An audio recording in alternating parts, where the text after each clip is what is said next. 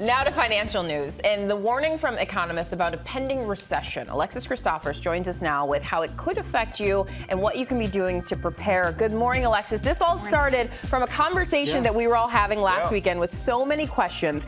So let's start with what exactly is a recession and why are economists raising the odds of one now? We were talking about it in the hallway here after the show. A lot of people are searching for recession on Google. The searches are up like 1,200% in the past few days. Here's the news. A recession is part of the normal economic cycle, right? It usually occurs every 6 to 7 years. And in a recession, the economy just stops growing. It actually starts shrinking for several months. At the same time, unemployment rises.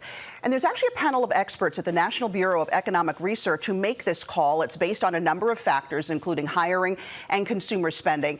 Now, today, we've got uncertainty over tariffs, government layoffs, falling consumer confidence. All of that has some economists now raising the odds of a recession to as much as 40%. And even the Federal Reserve this week lowered its outlook for economic growth, but they said the likelihood of a recession is, quote, not high. Interesting. And part of the conversation was how the recession, the previous recession, impacted us all differently, right? And so if we were to slip into a recession this time, how might it be different than what we've seen in the past? Especially for folks who are would be living through a recession for the first time now. So there have been 14 recessions in the U.S. since the Great Depression of 1929. The shortest was the one during COVID.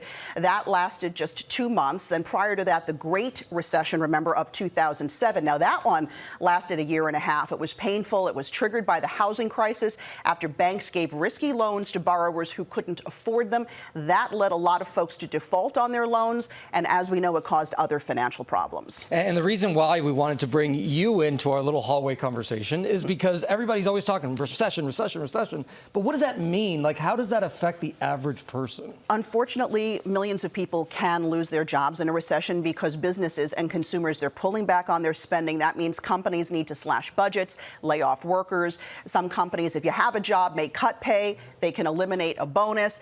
It can also be harder to get a loan in a recession. That's because banks become choosier about who they lend money to, even if you have good credit. And of course, recessions also tend to be bad news for the stock market, which means your 401k can take a hit. Okay, so you have to think about jobs, paying bills, all of those things. What's the number one thing that we can do to prepare ourselves for an economic downturn? Because you say a recession is a normal part of economic activity. So you need to be ready for it. Be proactive when you can. And the number one thing you should do, if you carry credit card debt, you want to make it a priority to pay down that balance as soon as possible, especially when you consider the average credit card interest rate topping 24% right now.